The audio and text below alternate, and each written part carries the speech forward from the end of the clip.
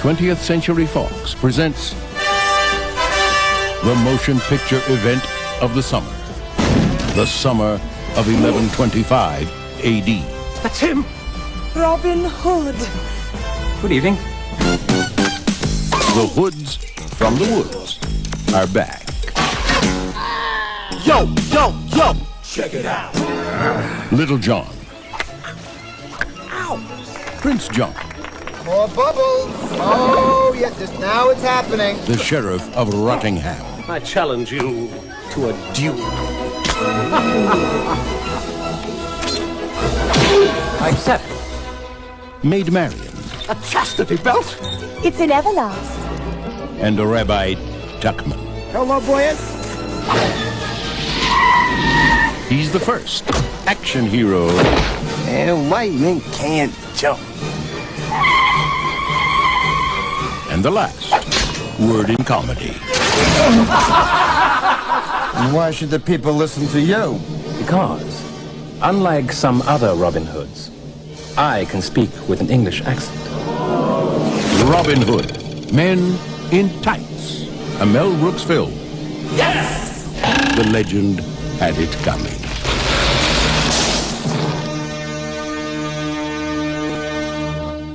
Welcome to Meet the Biz!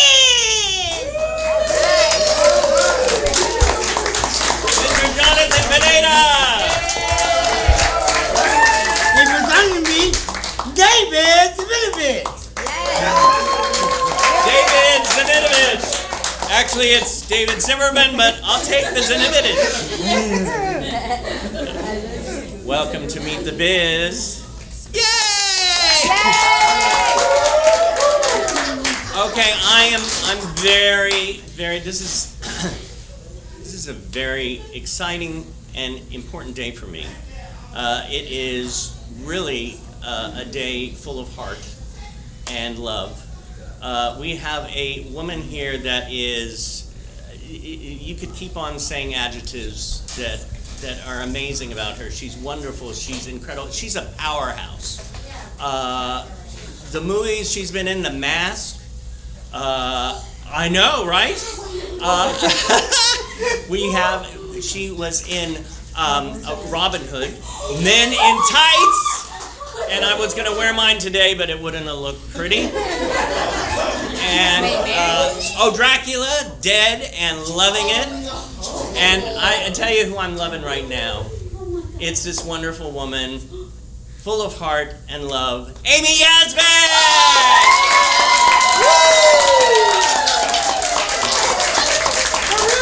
Naruto, run!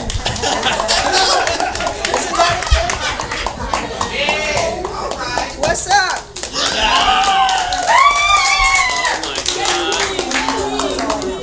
And everybody, just to let you know, we have interpreters today. We have Kat White. And we have another beautiful woman here. Lucy Roberts. Yes! Lucy Roberts. Lucy. Very good. I'm out. Now we could use these. Why are we so far away from each other? You're acting like we don't sleep together. What? That's okay. No, that's enough. That's enough. I told you I'm the little spoon. How many times do we have to talk about this? What's up, everybody? What's up?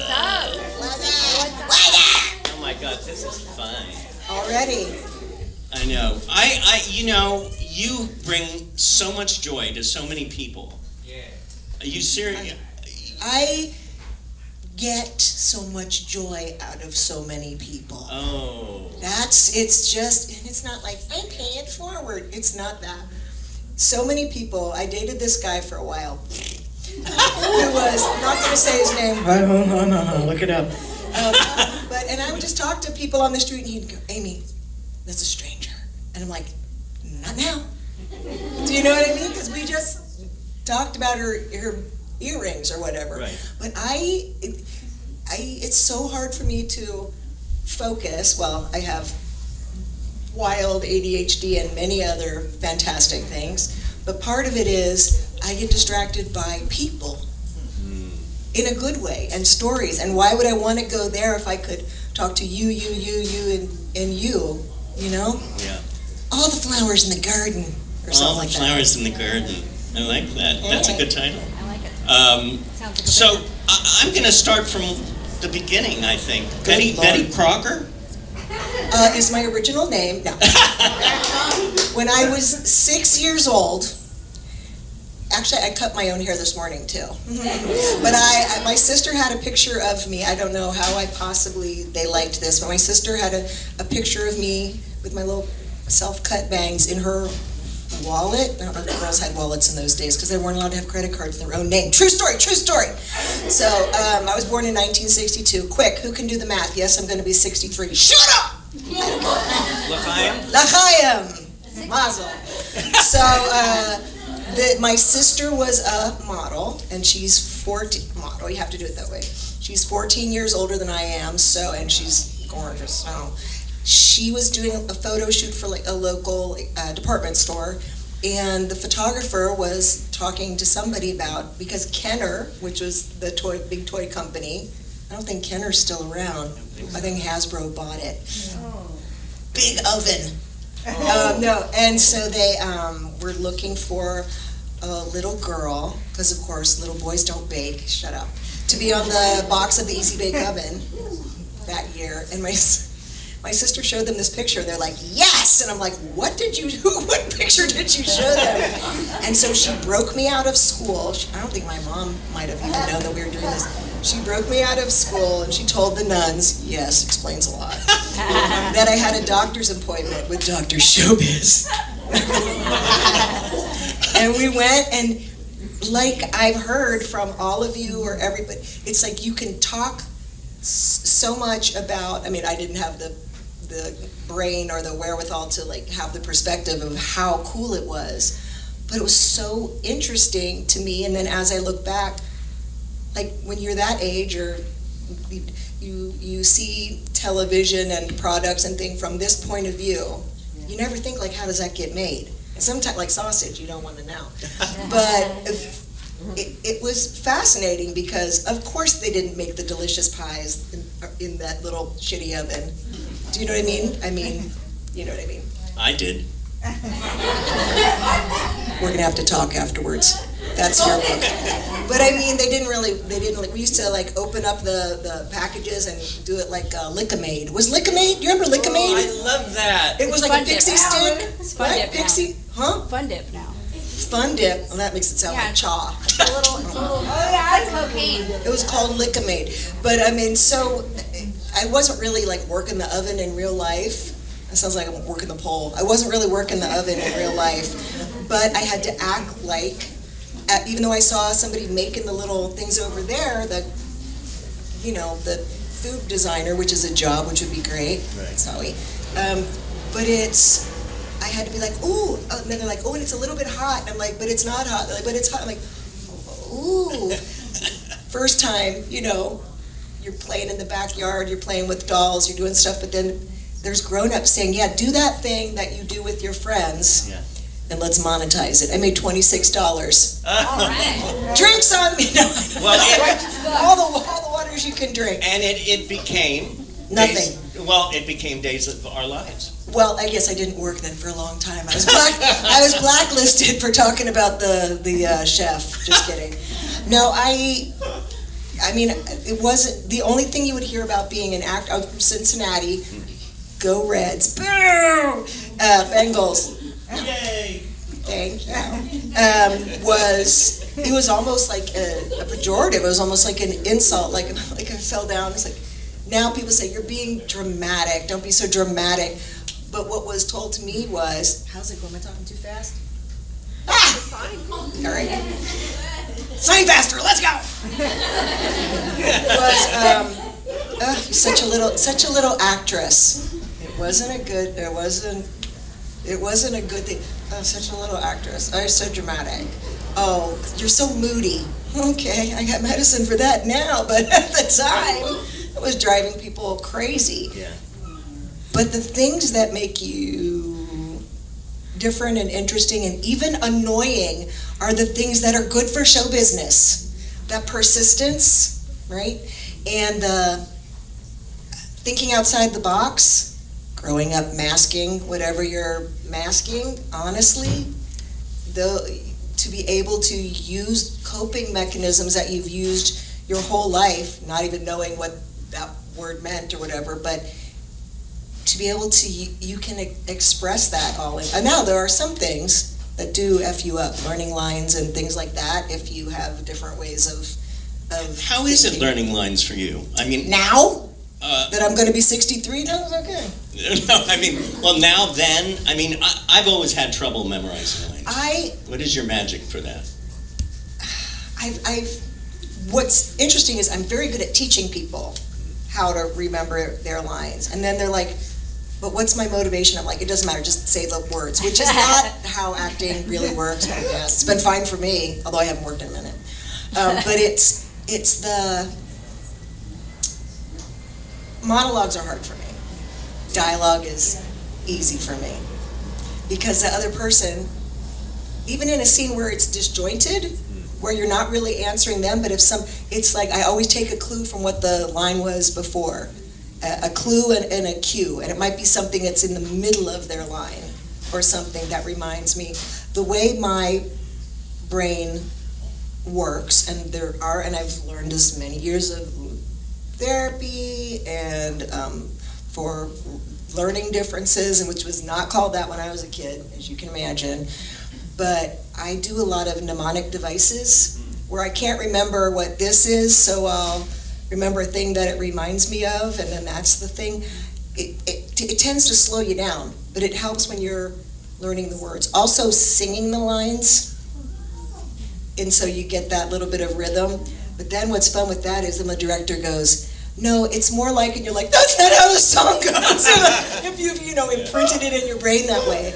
Everybody, I mean, every actor has their own, I think, trick for that. Well, I mean, but I remember everything, but I don't memorize it. I can't explain it. Like, I don't know my times tables, but I can tell you kind of a synesthesia thing. You know being on a soap opera, though, I mean, you've got a lot of lines in one day, don't you? Drake Hogeston from Days of Our Lives, who just passed away, he told me, and he had come from baseball. He was I believe he was a pitcher. I'm sorry, that just stopped me because that is how you say picture where I'm from. He was a pitcher. Oh, he was a pitcher. He looked so pretty in a picture. But he screwed up his rotator or whatever and then went, you know what, I'm good looking, let me be an actor. I don't know if that's how it went, but it could have been. And he said to me the first day, okay, here's what we do. We just run the lines all day long. Just run the lines until they lose all meaning. And I'm like, well, in school they said, never mind. And I was like, okay. And we would, because we would have to. And we would just say them to each other, just passing in the hall or something. He would throw out a cue. It was good, because you do not have a lot of time on a soap opera. Yeah. Mm-mm. No, there's not like, let's do a rehearsal. It's like, okay, do it one time through. That's great, except you go here, you do this, don't say that. Actually, you move down camera. The thing about soap operas for me was, I found it so funny because I had seen it parodied so many times, Carol Burnett, and do you know what I mean? That if this is the screen, and there's always that character that comes towards the camera, like on a stage, it would be downstage, so they're this big, and then there's people in the background, and they're thinking or sad, and they go, are you okay? Yes! And like that, and it seems corny, works on a soap opera. Wow. Because you have to be just like putting it out there all the time. Soap operas might be different now. I don't think so. They're, it's... Say again? I think they're too much.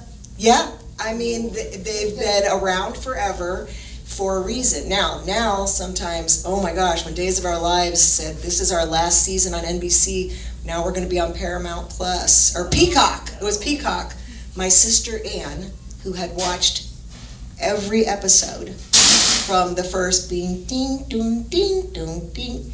It's like, what are we going to do? So, yeah, I splurged. I put her on my account. You splurged. I splurged. Well, we splurged by watching your movies that you've been in. Is there, and your TV shows, Dallas, Wings, One episode of Dallas. Pretty Woman. Well, That's all. and The Mask. Is there? I know people say, who were you in Dallas? I'm like, I had a broken leg, and because I didn't watch the show, and somehow I fell off. Oh, but you know, I was supposed to be the friend of Jenny Lee Harrison, whoever she played, Right. who apparently we were skiing. She fell off a mountain. I don't know whether she came back or what, but I remember Ken Kirchball smelled like cigarettes. That's what I remember. Yeah. Go ahead. No, I love it. Yes. What about that? What about what? The mermaid. How was it playing a mermaid? Oh, Splash 2? Yeah. So funny. So good. And when I think of it, I'll tell you, I have 6 grandkids, and they all dig it so much. Like, what do you mean you were a mermaid? I'm like, well, there was this movie called Splash that I think is inappropriate for children. Yeah. And then Disney Studios wanted to make a TV show of it. Good luck. And so we shot 2 hours, like a movie, and then an hour was shown one Sunday, and the next hour was shown another Sunday on what used to be the Disney, was that 7 or 7:30? It used to be Right. Walt Disney would come out and do the thing, and I was the first Sunday night movie back from when Walt used to do it, and it was Michael Eisner, not exactly the same thing, but it was fine. I like him. Go Michael. Go. And so I played Madison the Mermaid, but it was a TV movie. It was so much fun because I've always loved mermaids ever since. Well, ever since. I think the first movie I saw was Peter Pan. Me too. How old are you? I'm 61. Yeah, so that's interesting. Yeah, that was the first movie I saw in the theater. Me too.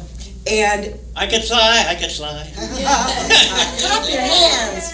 And I love Peter Pan. I love everything about it. But what stuck with me with the kid, as a kid, was there's that mermaid part, and they're all sitting on the rocks. I'm like, they're not wearing tops. What's going on?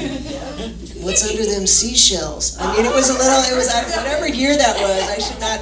But I remember, I was like, is that a real thing?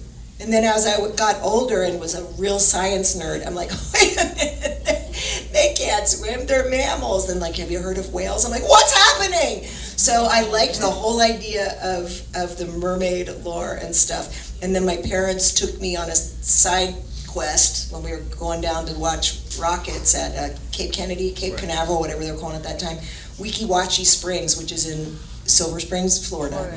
And they have the mermaid shows, like, and I was like, what? And I thought they were just so beautiful. And the other thing is, I was, and still am in some ways, and I'm sure everybody can relate to this, what somebody would say, you're a klutz. You're, in that thing of, even in an able-bodied person, if your mind is not in the right place, I've run into more door jams and stuff, and I do that. There's a ADHD thing they talk about. If there's a table sticking out and I'm going from here to there, I don't walk around like this. I get to right here and then I tilt my hip, and it's like to get to A to B. I'm learning a lot of what that was. And mermaids were so graceful, and they didn't have to walk around, and they could swim away real fast. I don't know. I thought it was the best thing in the world. What if I just sprouted a tail right now? I think you should. Do the move. I identified with Tinkerbell. No comment. And I had a crush on Peter Pan. Anyway, everyone's Peter, or just what? What? What? Who? What? I don't know. Never mind. I have a Peter crush. Pansexual. Wow. That's what pansexual means. Means you like Peter Pan. I like that. Yeah, made that up. On the spot. Am I canceled? Hey! When did you guys switch? Magic. Impressive. You were in the bullpen over there, and then you just up. Okay. Knuckles. K. No, how's it K? KNUCKLESS.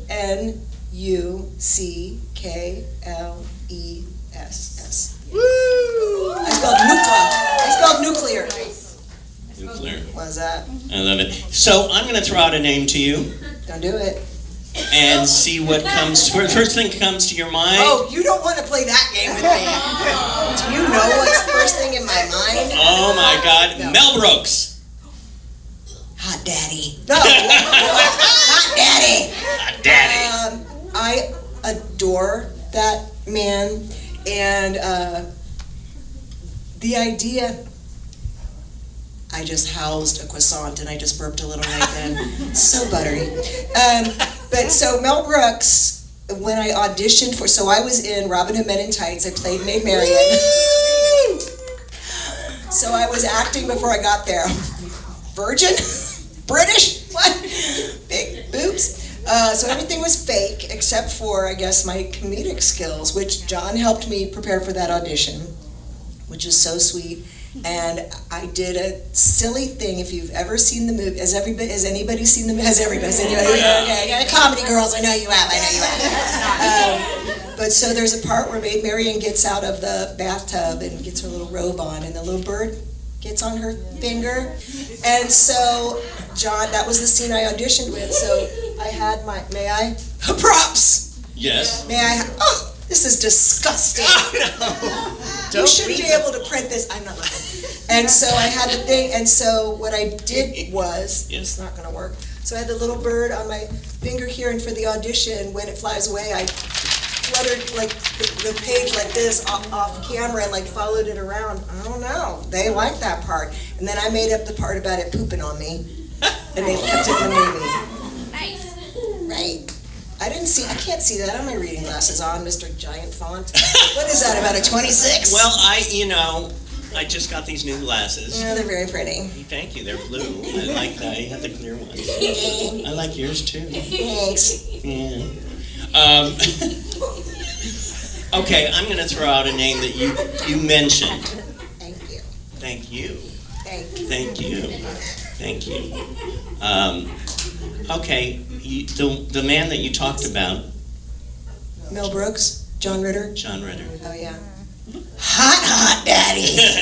Hot daddy. Hottest daddy of all. Actual daddy to 4. Oh, and what a beautiful family you have. Thank you. I love your family. Listen. What? I'm very lucky. They're terrific. They're all actually really, really good human beings. Yeah, kind, and all the things that you would want. And each one of us is in show business in our own ways, large and small. And the greatest compliment, because the greatest compliment of all. Okay. And the greatest compliment is when somebody says, "Oh, you remind me of John," because a lot of people are out there still working. They might have been kids and pulling cable back, not in Three's Company, but on some movie or something. And they're out there, people who knew John, and they are touched by, and of course, everybody's all way too much with Jason. Oh, you look just like him. Tyler does too. Yeah. Noah acts just like, it's crazy. But it's really the kind of the spirit you're picking up on, for sure. It's really kind of the spirit you're picking up on of comedy and joy and the humanity of, they love people. Yeah. It's amazing. Well, it shows, and I could see the two of you. I could see how you guys just make a ball of love. Wow, that's hot. You both met on. Cue the jet sound. Yes. Hold for plane. Yeah. You met on Problem Child, right? I could tell you, but I'd have to kill you. Oh. Yes, Problem Child, and then we did Problem Child 2, and in between those two, we did the Cosby Show, canceled. And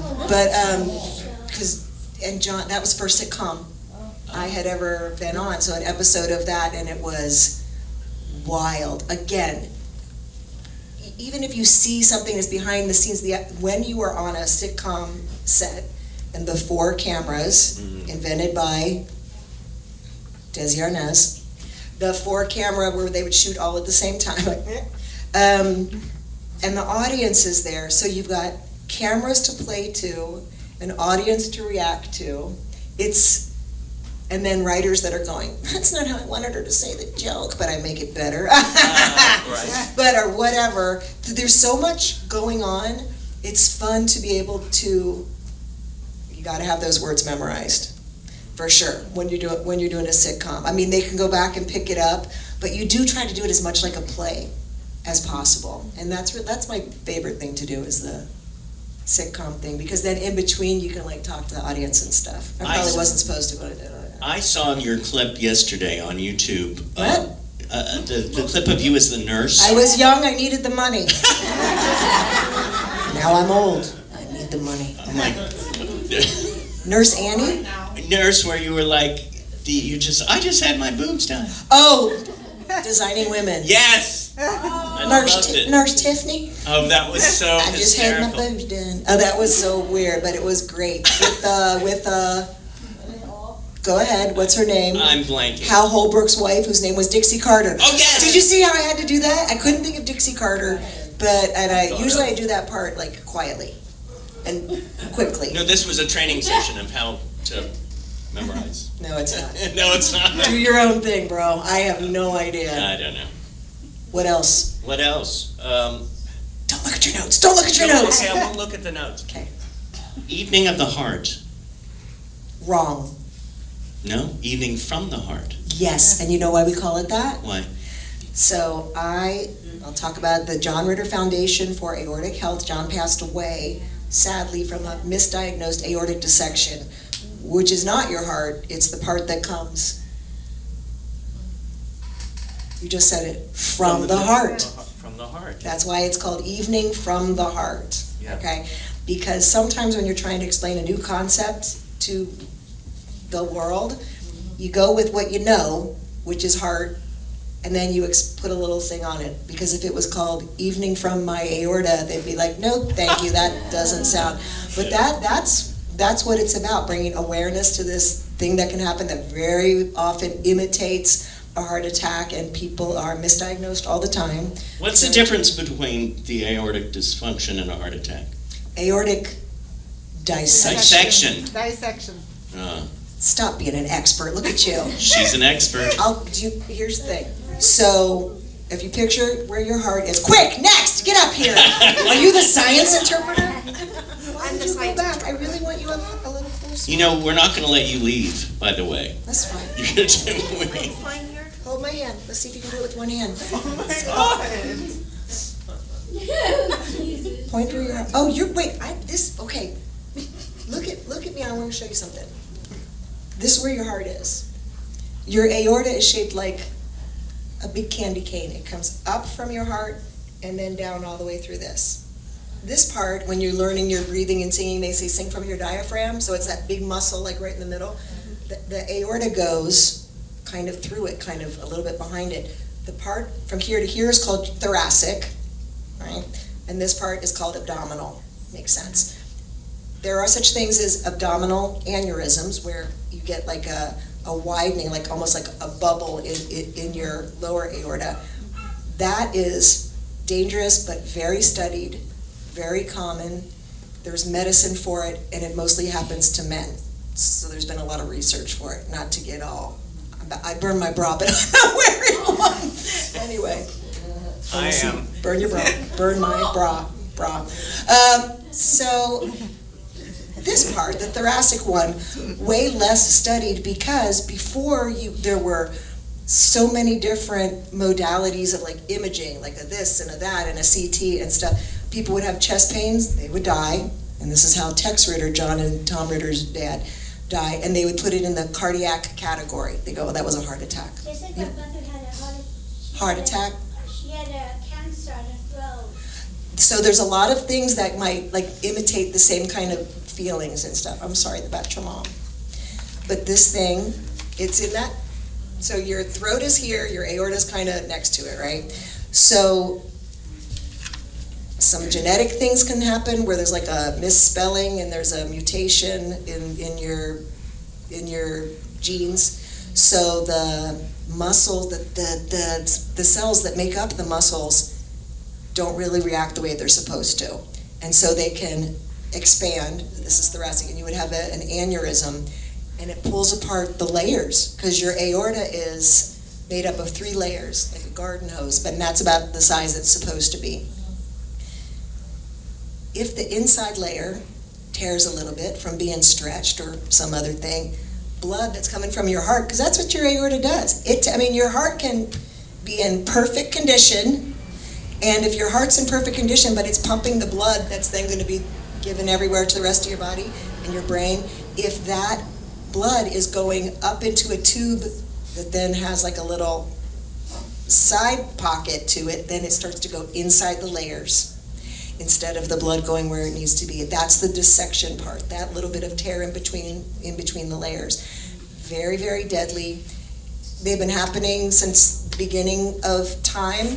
People used to always just think it was a heart attack, so they didn't get studied very much. We know now, because people find these kind of aneurysms when they're going in for their insurance, like their work insurance or something, and they're like, well, hold on.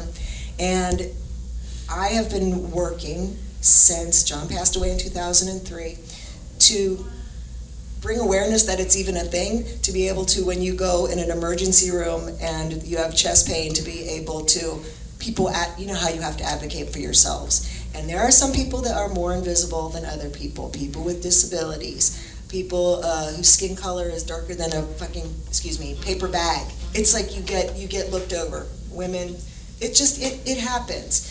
And so to go in, especially if somebody's like, yeah, you look like you're in pain already, I'm not gonna listen to you. Or you look like you're drug seeking, or maybe it's just cramps, F you.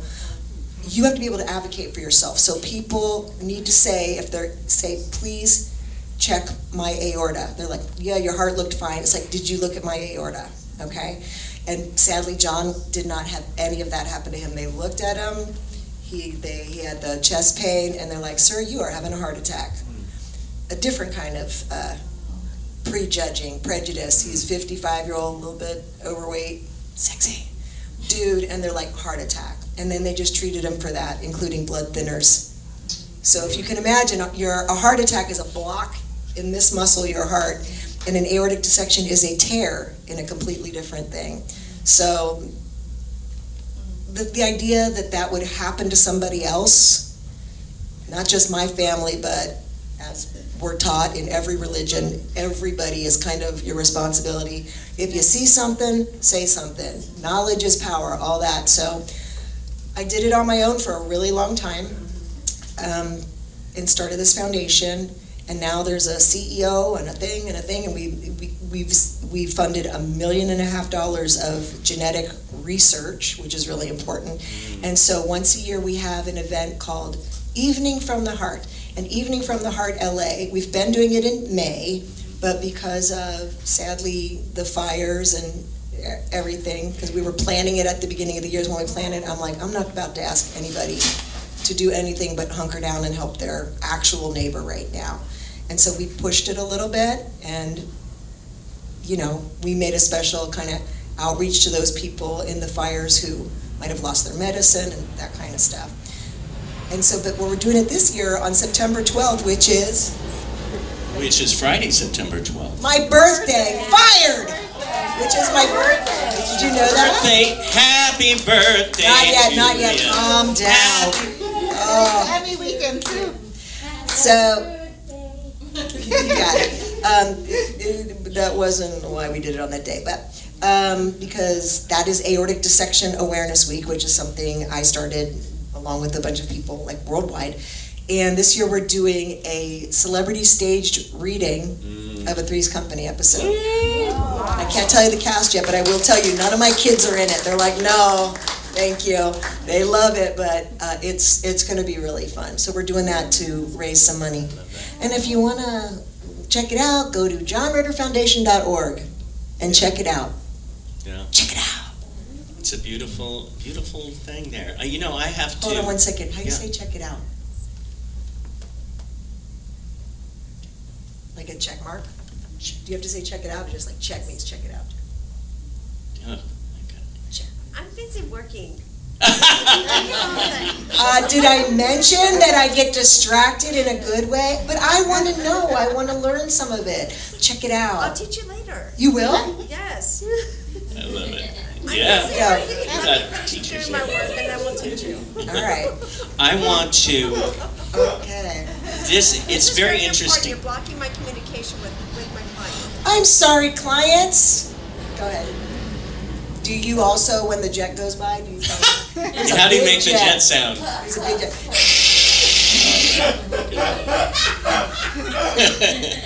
Go on, jet.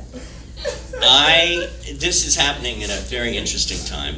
Meaning? Having you here, because What's up? I got in town last week and I felt pressure in the chest and went to the hospital. Don't be a drama queen. Don't draw it out. He's fine. Now tell the story. I'm fine. That's like when somebody calls you from back home if you live out but- here and they're like, are you sitting down? Yeah. Okay, cuz. And I'm like, just for Let me God's tell sake. you this 4-hour story. Go ahead. No, but thanks. I mean, one of the people I called, of course, I said, hey, I just want to let you know I might not be there because of I'm going through this issue with the heart. And she said, well, you know who I am. And Do you know who I am? don't you know who I am? Yeah. And she brought such comfort and Thank you. security and love to me, because you get into that situation where you're at the third day and you're going, this is really happening. Yeah. Because 11 years ago I had a massive heart attack. I had no idea. Yep. And I went to the hospital in the morning. I had pressure in the chest. I said, take me to Cedars, and they took me to this other hospital. 3 hours Where did later, they take you? Olympic. Good Lord. They sent me home. Oh, it's not your heart. So I went home. Later that night, I was not feeling good. Called my doctor. He said, go to Cedars. I went to Cedars. They did the same 3 tests. Yes. Open this. Oh, Sorry. for water. I'm a little parched. A little parched. It's going to squirt all over you, as they say in show business. Okay, I got Thank a you. little wet. Easy. That's all right. That's just me. As I get electrocuted now. I can only help. So you went to Cedars. Went to Cedars, and they did the same 3 tests, and they said, Mr. Zimmerman, you've had a heart attack today. I went, I was just at the... That was 11 Maybe. days ago. That was 11 days ago. That was, what? I mean, 11 years ago. 11 years ago. So they did the same 3. So I went in there. I said I was just at the hospital. I mean, so I was there for 4 days. They went in there. My troponin level was up to 200. Tell them what that means. Troponin level is the measurement of The damage. disturbance and damage. It's a Yeah. blood test. And it's supposed to be under, or back then it was under 0.02, and mine was 200. Wow. So I was like, and it was amazing though, knock wood. Right. I got through it, and for 6 months I was exhausted. I couldn't do anything. I was thinking, is this how I'm going to be? But I got through it. I went to through cardio, and I'm here. So it's You're interesting. here. You're how clearly that- used to it. And then a couple days ago, there were shades and shadows of that, and you were wildly brilliant to go to the hospital where you knew that you would be safe, because not only do you know how to advocate for yourself, but I was cheering you on and texting you, and then I came over for a bit and talked to your nurse and stuff.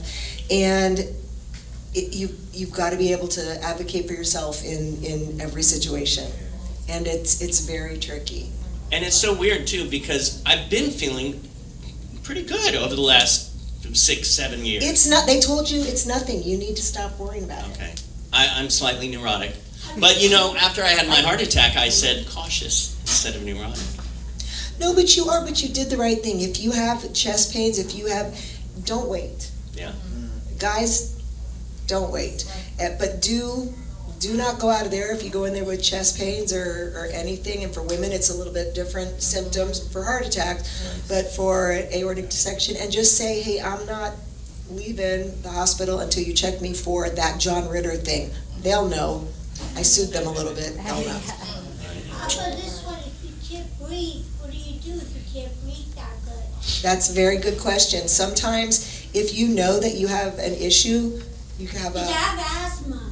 Yeah, you sometimes need a medical bracelet, or what I do is if people know that genetically, or maybe they've had an aortic repair and they have that, if they can't breathe or they feel fainty and they take an Uber or whatever in, they have them write it out.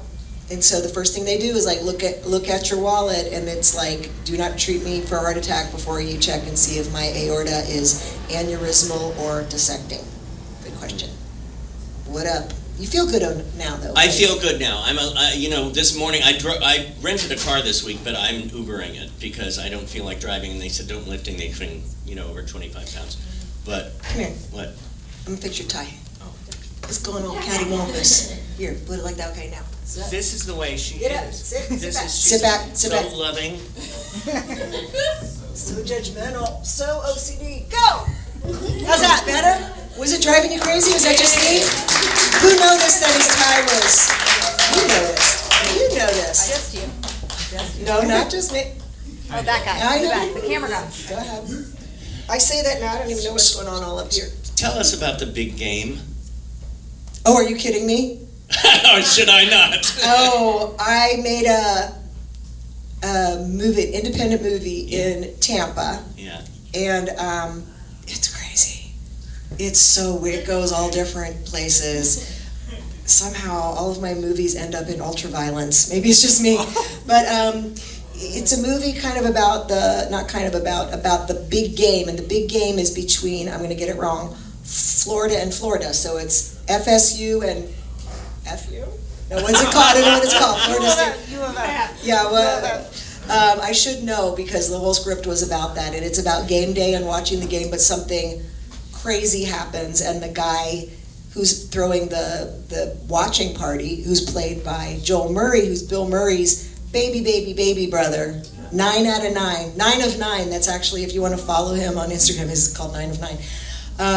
But his wife has passed away in the other room from, I guess, aspirating because she was drunk the night before. I'm telling the whole story. Oh. That happens very close to the beginning. And he is in denial of it, and he dissociates, and so he just closes the door and keeps telling people she doesn't feel well, and kind of has, but you see him, like as the day goes on, it starts to like really dawn on him, and then he has to like hide stuff. And I'm the snoopy biatch that figures it out.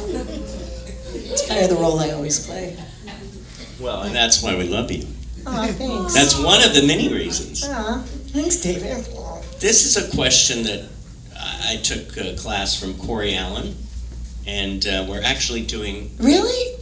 Corey Allen? Yeah. Rebel Without a Cause? Oh, Yeah. he directed. He did? Me in something. Well, what did he direct? Something. I just remember suave and a gray speckly beard, so sexy. He started as an Daddy actor, went number to directing. Star Trek, he cast, I wish it was. Next Generation, yeah.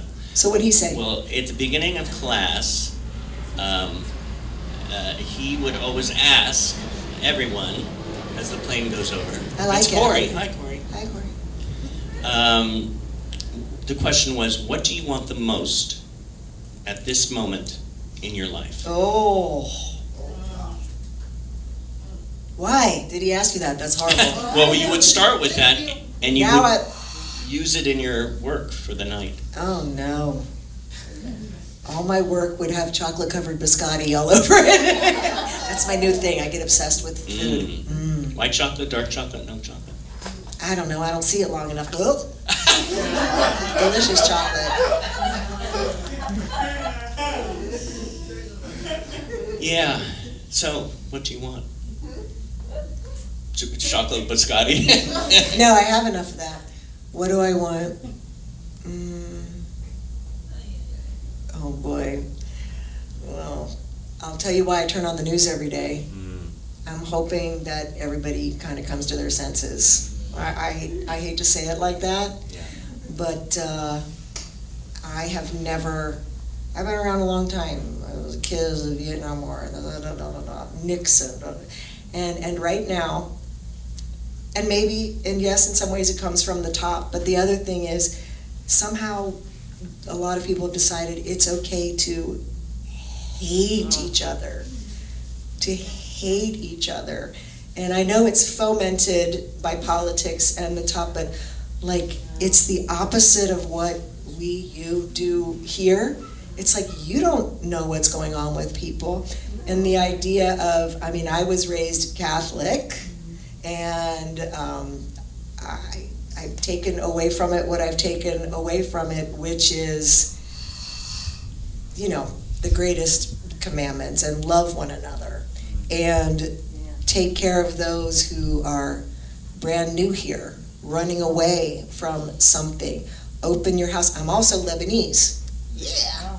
And it's like, Hot. you see somebody, do you say hot? Oh, yeah. You're right, you know. If you know, you know. The other half is Irish, so weep. But it works well. But it's the idea of hospitality doesn't just mean giving somebody food when they walk to your house, but seeking people out who are in distress for their bodily needs, their spiritual needs.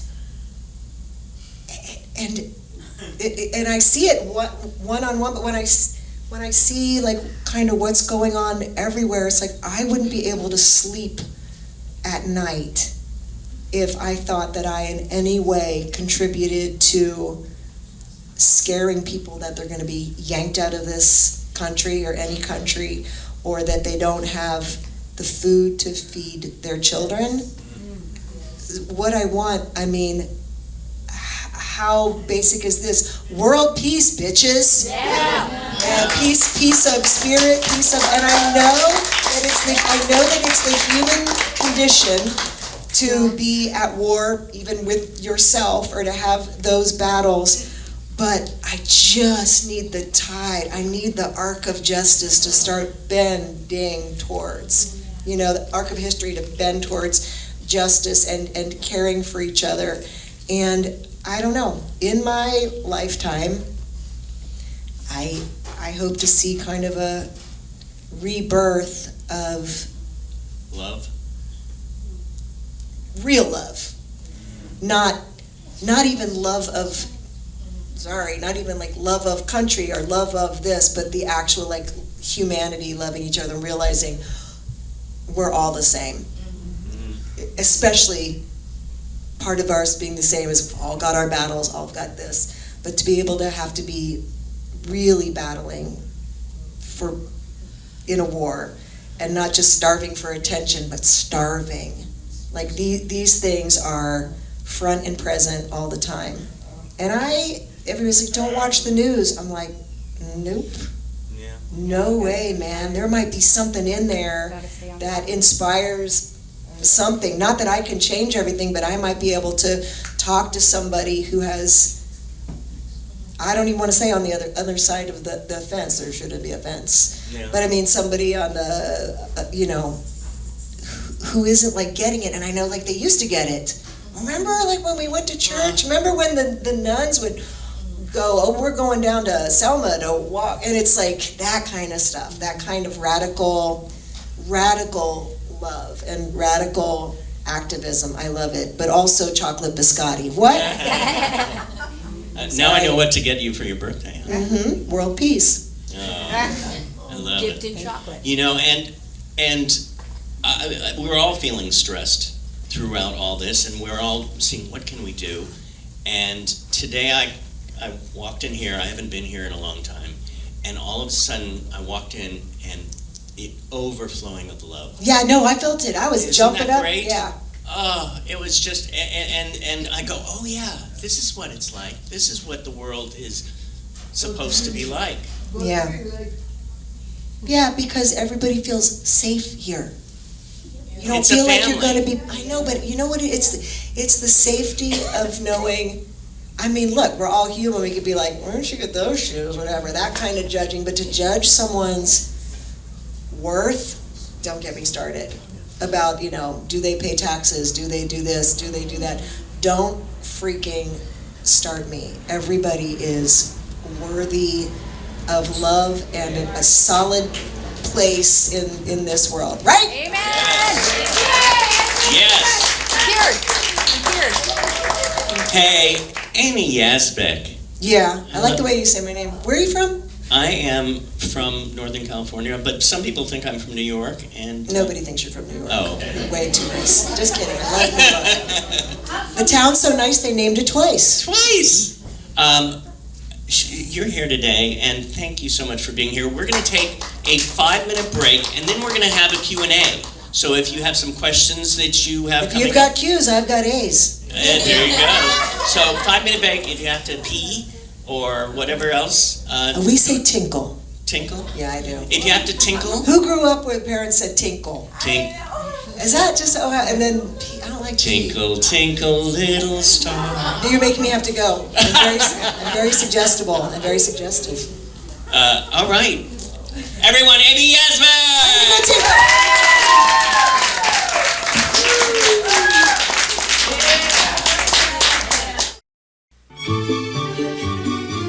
Kids, they're the hope of the future. You two really must have a lot of fun together. Yeah, these little rascals really make life worth living. But Ben and Flo have a problem. Are you absolutely sure there's no hope? Oh, none whatsoever. Florence, why can't we adopt? Okay, let's get a kid. Okay, you want a little baby. Well, old babies are little. It's no problem there. Just this morning, I came upon a 7-year-old. Smart as a tack. A little rambunctious. But weren't we all at that age? Oh, he does look very presentable in that little bow tie. He's evil. That's a wicked mind. Look what he did in art class. Skeletons, Headless corpses. No, please, don't hyperventilate. Either Junior goes or you find yourself some new nuns. Hey, we must have gotten the pick of the litter. Look, everyone's come out to see him off. I would like to proudly present the newest member of the Healy family, Junior. He's got the face of an angel. It's the devil. I hope you guys are insured. He's got a special way with pets. poor fuzzball. She'll never be the same. He's got the keys to the car. My new car! No! Maybe all the child needs is to be loved. We've adopted Satan. You took him, he's yours! That's because you condescend to him! What am I supposed to do with the little creep? He's already been returned 30 times! He's mad. He's bad. He's 7. I'm gonna be 8 in 2 weeks. Don't count on it. John Ritter. Here's Daddy! Problem child.